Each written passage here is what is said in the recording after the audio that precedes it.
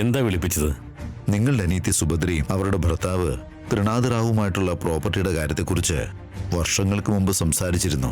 ആ വിഷയത്തെക്കുറിച്ച് ഒന്നുകൂടെ സംസാരിക്കാനാണ് ഇപ്പൊ വിളിപ്പിച്ചത്. എന്തെങ്കിലും ശുഭവാർത്ത? 10 ദിവസത്തിനുള്ളിൽ ഫൈനൽ ഹിയറിംഗ് ഉണ്ടായിരിക്കും. ഇപ്പോ ആ 5 ഏക്കർ ഭൂമിക്ക് മാർക്കറ്റ് റേറ്റ് അനുസരിച്ച് 5 കോടി രൂപയെങ്കിലും മൂല്യം ഉണ്ടാവും. പ്രശ്നത്തിലുള്ള ആ പ്രോപ്പർട്ടി 99% നമുക്കിപ്പോ അനുകൂലമാണ്. കോർട്ടിൽ ഈ കേസ് നമ്മൾ ജയിക്കും. അത് നല്ല വാർത്തയാണല്ലോ വക്കീലെ. നിങ്ങളൊരു കാര്യം ചെയ്യണം. പറഞ്ഞോളൂ. അനീതിക്ക് 2 മക്കളുണ്ടെന്നും മൂത്തവളുടെ പേര് സുജാത എന്നും പറഞ്ഞിരുന്നു. രണ്ടാമത്തെ കുട്ടിയുടെ കാര്യം ഇതുവരെ പറഞ്ഞില്ല.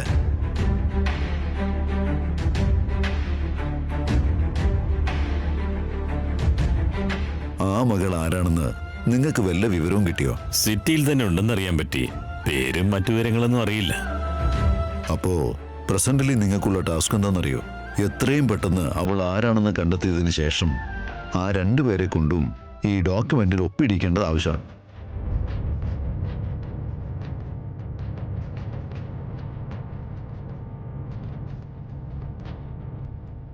സൈൻ ചെയ്താൽ ഉടൻ തന്നെ ഈ ഡോക്യുമെന്റ് കോർട്ടിൽ സബ്മിറ്റ് ചെയ്യേണ്ടി വരും.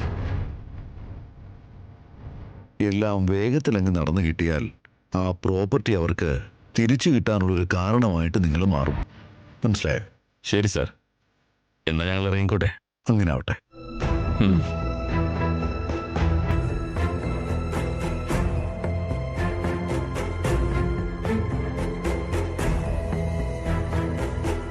സുജാതയ്ക്ക് ഊഹിക്കാൻ പോലും പറ്റാത്ത ഭാഗ്യം ഇത്. ലോയർ സാർ ഇത്രയും നല്ലൊരു ന്യൂസ് പറയുന്ന സ്വപ്നത്തെ പോലും വിചാരിച്ചില്ല. ഒപ്പിട്ട് തരാനാണെങ്കിലും അവളുടെ അനിയത്തെക്കുറിച്ച് പറയാനാണെങ്കിലും സുജാത സമ്മതിക്കുവേട്ടാ. ശ്രമിച്ചു നോക്കാം. വാ. ശരി.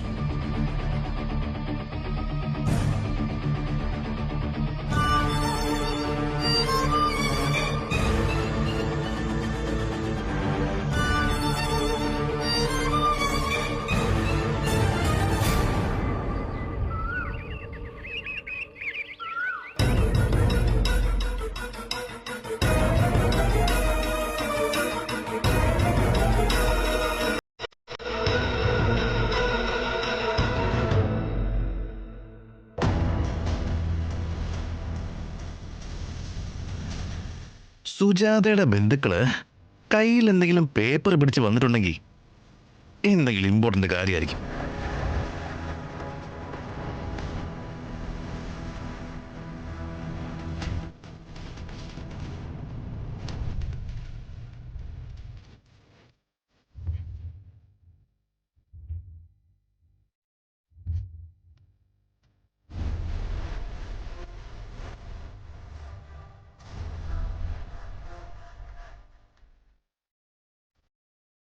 എന്തേ ഇപ്പൊ ഇങ്ങോട്ട് വരാൻ? ഇതിനെക്കുറിച്ച് സംസാരിക്കാൻ വേണ്ടി വന്നതാ മോളെ. ഇത് 5 കോടി രൂപ വില വരുന്ന 5 ഏക്കർ സ്ഥലവുമായിട്ട് ബന്ധപ്പെട്ട കേസിന്റെ ഡോക്യുമെന്റാ. അതിപ്പോ എന്നോട് പറയുന്നത് എന്തിനാ? ഇത് നിങ്ങളുടെ അച്ഛന്റെ അമ്മയുടെയും പ്രോപ്പർട്ടിയാ.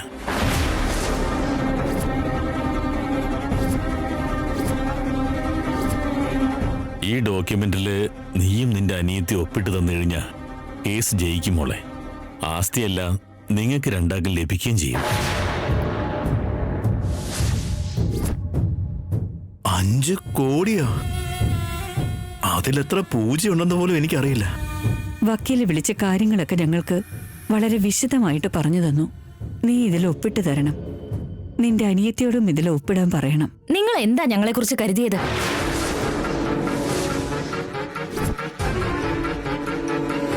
നിങ്ങൾ എത്രയോ കാലമായി എന്റെ അനിയത്തി ആരാണെന്നറിയാൻ ഇങ്ങനെ ശ്രമിച്ചുകൊണ്ടിരിക്കുക. ഞാനത് പറയാത്തത് കൊണ്ട് ഇങ്ങനെ കുറെ കള്ള ഡോക്യുമെന്റ്സും കൊണ്ടുവന്ന നാടകം കളിക്കുകയാണോ? അല്ല മോളെ, ഞങ്ങൾ പറഞ്ഞത് സത്യമല്ല.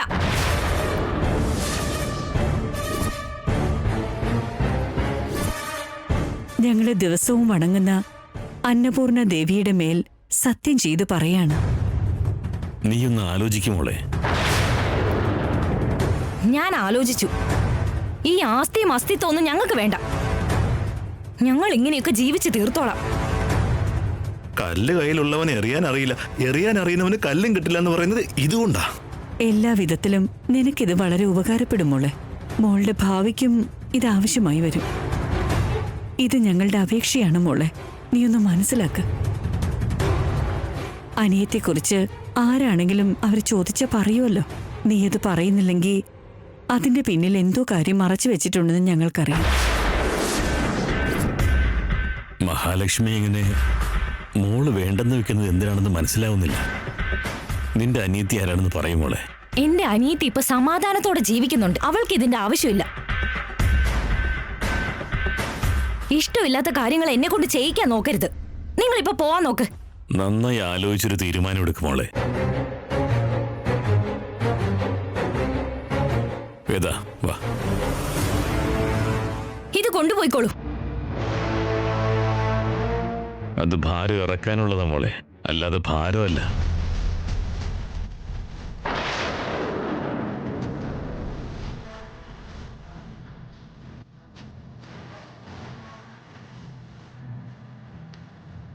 സാർ സാർ സാർ സാർ സുഖമല്ലേ? മുഴുവൻ ഞാൻ കേട്ടു.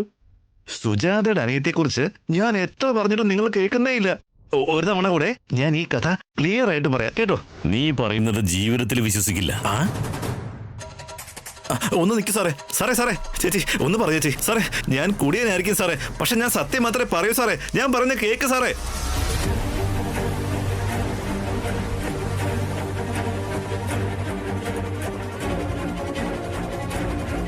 ആളുകൾ ഇപ്പൊ സത്യം പോലും വിശ്വസിക്കാതെയായി. ഛേ,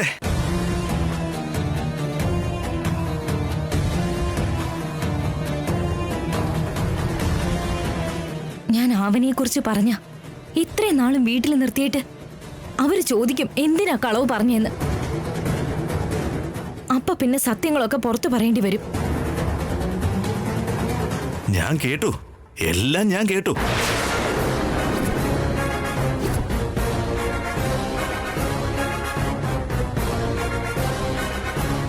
ഒന്നാണോ രണ്ടാണോ 5 കോടിയുടെ ആസ്തി. സ്വന്തമായിട്ട് എനിക്ക് ഒരു ബാറ് തന്നെ തുടങ്ങാൻ പറ്റും. അന്ന് നമ്മുടെ സുരേന്ദ്രൻ സാറ് 5 ലക്ഷം ഓഫർ വന്നപ്പോ തട്ടിക്കളഞ്ഞു. ഇപ്പോ 5 കോടി വേണ്ടെന്ന് വെക്കുവാണോ? ആ ദൈവം തരുന്ന അവസരങ്ങളെ എന്തിനാ വേണ്ടെന്ന് വെക്കുന്ന സുജാതെ? എനിക്ക് പണത്തെക്കാളും കൂടുതൽ ആവശ്യം അവളുടെ ജീവിതം നശിക്കാതിരിക്കുക എന്നുള്ളതാ. ഇപ്പൊ നീ ഇത് ഒപ്പിടാതെ ഇങ്ങനെ നിൽക്കുമായിരിക്കും. നാളെ നിന്റെ അനിയത്തെ കൊണ്ട് ഒപ്പിടിക്കാതെ നീ ഇരിക്കുമായിരിക്കും. ഇനിയെങ്ങാ നിന്റെ മനസ്സ് മാറി ഒപ്പിട്ട് കൊടുക്കാൻ പറഞ്ഞാ നിന്റെ അനിയത്തി ആരാണെന്ന് എല്ലാവരും മനസ്സിലാക്കില്ലേ? അപ്പൊ നീ എന്ത് ചെയ്യുമെന്ന് എനിക്കൊന്ന് കാണണം. അയ്യോ 5 കോടിയാ.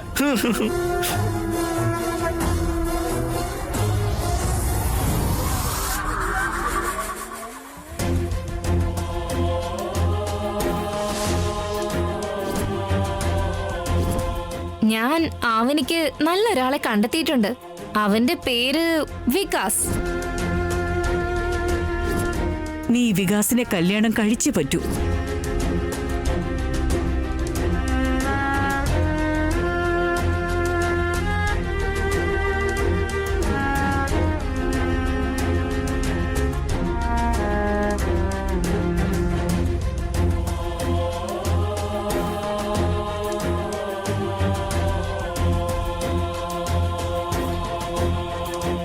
ഇന്നലെ ബർത്ത്ഡേ ഫംഗ്ഷനിൽ വെച്ച് നിഹാരിക്ക് എന്നോട് കാണിച്ചത് എന്താന്ന് നിങ്ങൾ കണ്ടില്ലേ?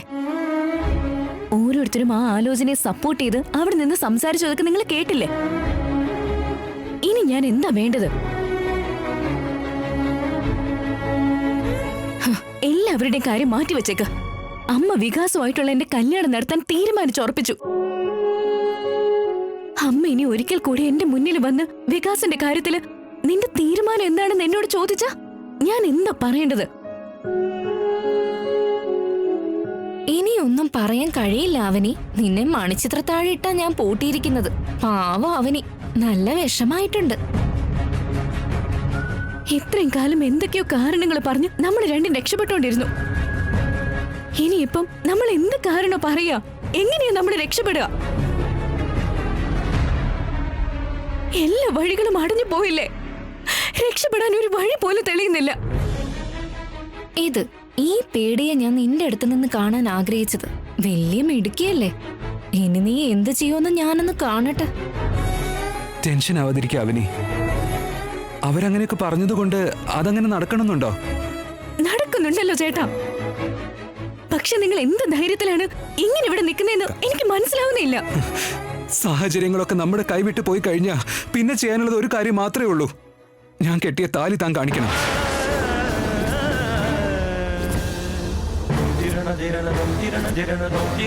ഞാൻ കെട്ടിയതെന്ന് പറയണം. അതിലും കൂടുതലായിട്ട് എനിക്ക് ചെയ്യാൻ പറ്റുന്ന വേറെ ഒന്നുമില്ല. അതേ ഉള്ളൂ. അത് മാത്രം എന്റെ ധൈര്യം. അത് മാത്രം. താലി എടുത്ത് കാണിച്ചു കൊടുത്താൽ മാത്രം അവരെല്ലാരും വിശ്വസിക്കോ? ലാവണ്യനെ നിഹാരികയും പോലെയുള്ളവര് ഈ താലി ഞാൻ ഇന്നലെയോ മിനിഞ്ഞാന്നോ കെട്ടിയതാണെന്ന് പറഞ്ഞ് അമ്മ എങ്ങാനും വിശ്വസിപ്പിച്ച? നിഹാരികയുമായിട്ട് എന്നീ നിശ്ചയം കഴിഞ്ഞതല്ലേ, പിന്നെ എന്തിനാ ആവണി കല്യാണം കഴിച്ചതെന്ന് അമ്മ നിങ്ങളോട് ചോദിച്ച നിങ്ങൾക്ക് എന്ത് ചെയ്യാൻ പറ്റും? Valid point Avani. നാളെ നിങ്ങൾ ഈ താലി എടുത്ത് കാണിക്കുന്ന ഒരവസ്ഥ ഉണ്ടായാ ഞാൻ ഈ പോയിന്റ് തന്നെ കാണിക്കും. നമ്മൾ പറഞ്ഞാലൊന്നും അവര് വിശ്വസിക്കില്ല. കുറച്ച് മാസങ്ങൾക്ക് മുമ്പ് കെട്ടിയതാന്ന് പറയും. അതും വിശ്വസിച്ചില്ലെങ്കിൽ നമ്മുടെ മാരേജ് സർട്ടിഫിക്കറ്റ് കാണിച്ചു കൊടുക്കും.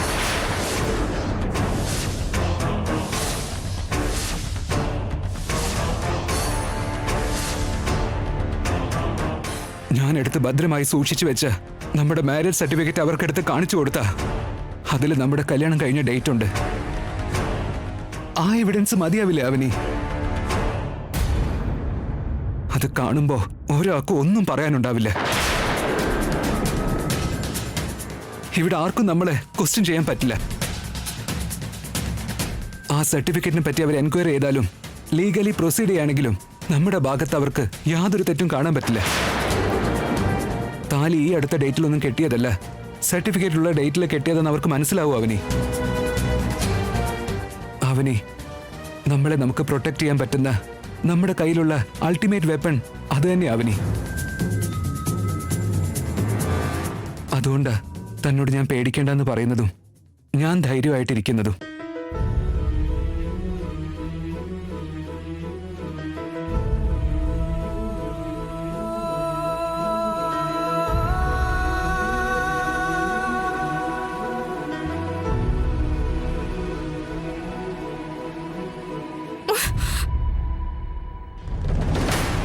ഇത് ഞാൻ ഒട്ടും എക്സ്പെക്ട് ചെയ്തില്ല. ഓഹ്, ആവനിയുടെ കഴുത്തിൽ നിന്ന് ആ താലി ഒഴിവാക്കാനാ ശ്രമിച്ചത് മുഴുവൻ. പക്ഷെ ആ താലി മാത്രം പോയതുകൊണ്ട് ഒരു കാര്യമില്ല. ആ മാരേജ് സർട്ടിഫിക്കറ്റ് ഇനി അവരുടെ കയ്യിൽ ഉണ്ടാകാൻ പാടില്ല.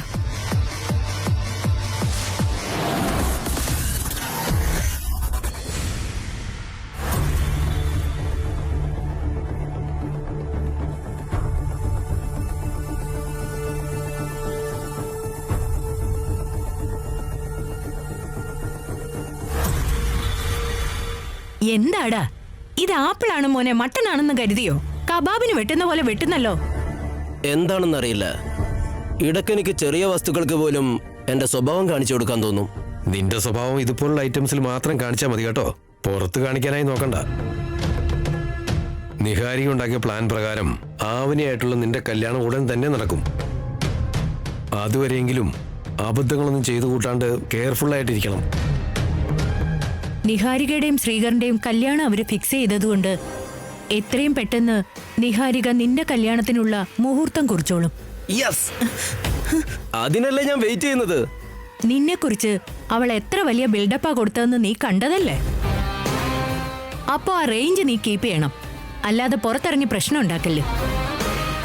നിന്റെ ഈ സ്വഭാവത്തെക്കുറിച്ച് വേദവതി അമ്മ എങ്ങാനും മനസ്സിലാക്കാൻ ഇടവന്നു കഴിഞ്ഞാൽ 2 കല്യാണത്തിനും തടസ്സം ഉണ്ടാവാൻ സാധ്യതയുണ്ട്. ഷുവർ അളിയാ, എന്നെ കുറിച്ച് പുറത്തൊരാളും അറിയാതെ കെയർഫുൾ ആയിട്ടിരുന്നോളാം. ബട്ട് ഒറ്റ കാര്യത്തിൽ മാത്രം കുറച്ച് ടെൻഷനുണ്ട്. അതെന്ത് കാര്യാടാ? ഞാനന്ന് ആക്സിഡന്റ് ആയെന്ന് പറഞ്ഞില്ലേ, ആ കാര്യം ഓർത്ത്. അതിനകത്ത് എത്ര ടെൻഷനാകാൻ? ഇതുവരെ ഒരു സ്റ്റേഷനിൽ നിന്ന് ഈ വീട്ടിലേക്ക് എൻക്വയറിക്കായി ഒരു പോലീസ് പോലും വന്നില്ലല്ലോ. സോ ആ ഏരിയയിലൊന്നും CC ക്യാമറ ഇല്ലാന്നർത്ഥം. ശരിയായിരിക്കും, ബട്ട് ആ സ്ത്രീയെ ഞാൻ ഇന്ന് റോഡിൽ വെച്ച് കണ്ടു.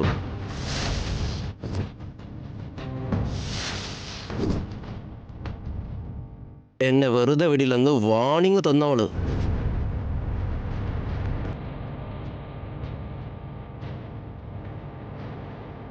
അവൾ ഏത് ഏരിയയിലാണ് ഉള്ളതെന്നറിയില്ലെങ്കിലും ഏതെങ്കിലും നല്ല ഒക്കേഷനിൽ അവരെന്നെ കണ്ടെന്ന് വെച്ചോ, അവൾ ചിലപ്പോൾ പ്രശ്നം ഉണ്ടാക്കും.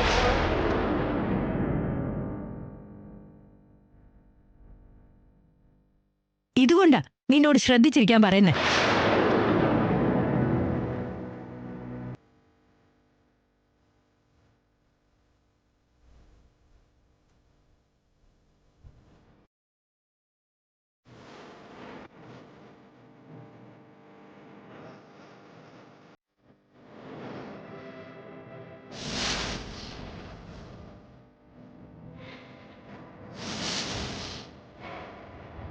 അവനുമായിട്ടുള്ള എൻ്റെ കല്യാണം കഴിയുന്നതുവരെ ഞാൻ വളരെ കൂളായിരിക്കും.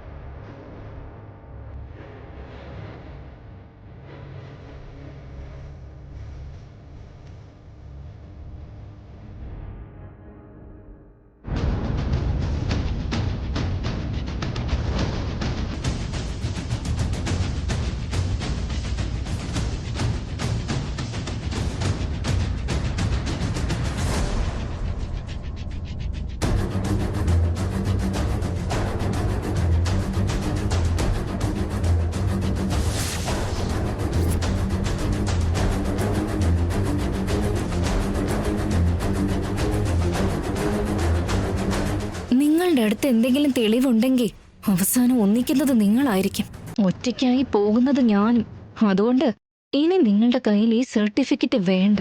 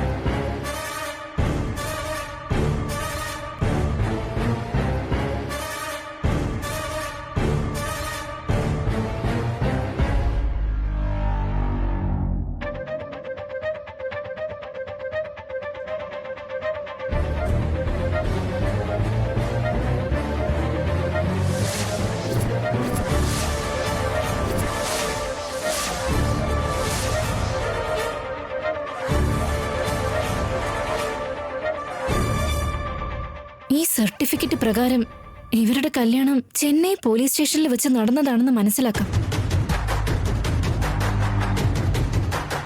സ്റ്റേഷനിൽ വെച്ച് കല്യാണം നടത്താനുള്ള കാരണം എന്തായിരിക്കുമെന്നും അന്ന് സത്യത്തിൽ സംഭവിച്ചത് എന്താണെന്നുള്ള സത്യം എങ്ങനെയെങ്കിലും മനസ്സിലാക്കണം. ഈ സർട്ടിഫിക്കറ്റ് പുറത്തെത്തിയ ലീഗലി അവർക്കതൊരു വലിയ ബലം തന്നെ ആയിരിക്കും. നിയമപരമായ കല്യാണമാകും. ഞങ്ങളുടെ കല്യാണം നടക്കാതെ മുടങ്ങുകയും ചെയ്യും. അവരുടെ ബന്ധത്തെ പ്രൊട്ടക്ട് ചെയ്യുന്ന ആയുധമായിട്ടാ ഈ പേപ്പറിനെ അവര് കാണുന്നത്. ഇതാണ് അവർക്ക് ലഭിച്ച ശ്രീരാമരക്ഷ എന്ന അവരുടെ വിചാരം. ഈ മാരേജ് സർട്ടിഫിക്കറ്റ് അവരുടെ അടുത്ത് ഉണ്ടാകാൻ പാടില്ല.